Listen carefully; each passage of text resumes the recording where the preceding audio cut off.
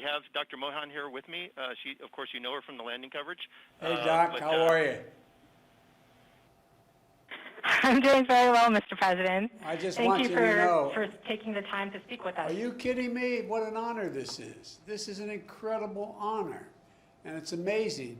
Indian of descent Americans are taking over the country.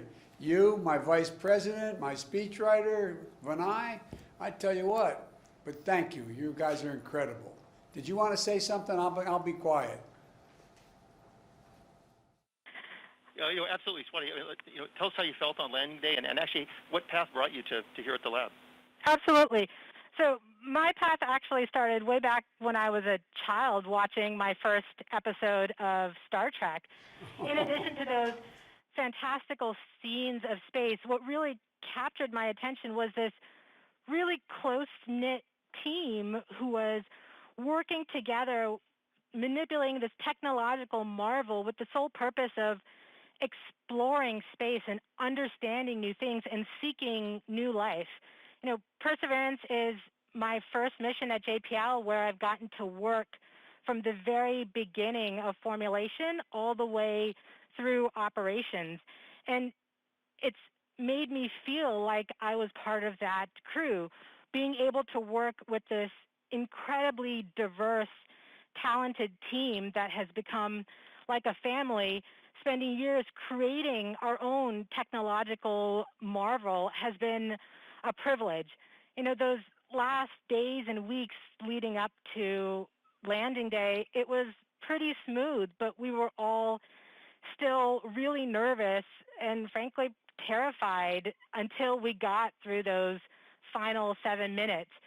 To be able to call touchdown safely, to see those first images come back from Mars, to see the place where we had never been able to go to on Mars before, and go there, reach there for the express purpose of seeking out new life, just made it feel like I was living in a dream.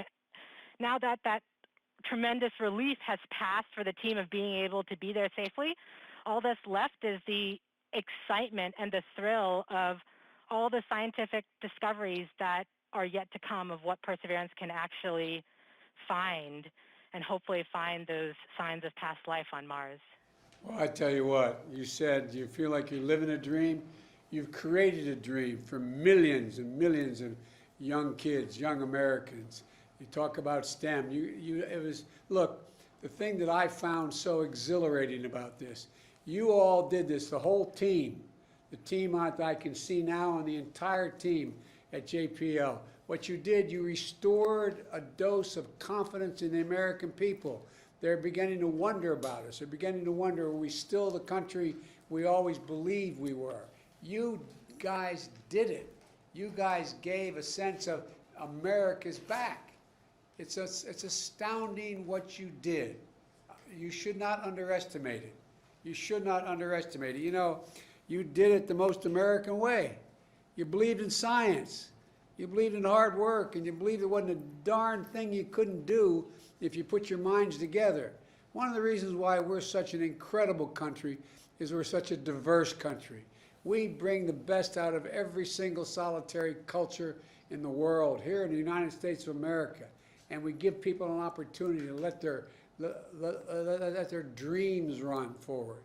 And I can't tell you how much everyone was so down the last years about, is America still the font of change, and are we still the country that has hopes and develops and pursues the most unlikely things to happen? And we are, and you all demonstrated it. I really mean this. It's so much bigger than landing Perseverance on Mars. It's about the American spirit, and you brought it back. You brought it back in a moment we so desperately needed. I was talking to a head of state who was calling me about congratulating me in becoming president. And then I later heard from another head of state saying, America's changed so much They used to be so competent to do great things, and here they can't even deal with the coronavirus. Look how badly organized they are. That was said by a head of state, and America's image in the world. And it matters. It matters because democracies have to demonstrate they can run as efficiently and more efficiently than autocracies. There's a big battle going on. Your kids are going to be studying about when democracy once again reestablished it could do anything, as opposed to autocracies that can just command things. I just can't tell you how much I believe historians are going to write about what you did at the moment you all did it. At the moment you all did it. You should take such great pride in what you did. We can land a rover on Mars. We can beat a pandemic. And with science, hope, and vision, there's not a damn thing we can't do as a country. We have never, ever, ever failed to meet a goal. We've set our mind to it, and we've done it together. And that's what you all showed. So it goes way beyond the whole notion of what you just recently did. And God only knows what is going to come from this. God only knows what's going to happen. But you all are incredible. All the dreams you've created in other people's minds, other young kids.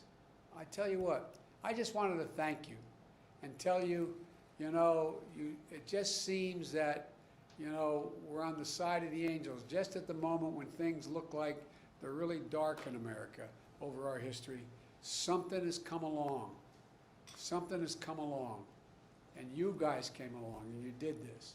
And so I just want to thank you from the bottom of my heart, tell you how presumptuous of me to say I'm proud of you, but I am so proud of you. And Mike, the teamwork that still exists there, the importance of it, the consequence of what you're doing, and it's only just a start. I had a group of folks in my office not too long ago, House and Senate members, House members, Democrats and Republicans, talking about infrastructure. And I have in the shelf in my Oval Office a moon rock. And they walked over and said, "This is actually a moon rock from the moon?" And I jokingly said, "You ain't seen nothing yet. Wait till you see what comes home from Mars." So anyway, folks, thank you, thank you, thank you, thank you.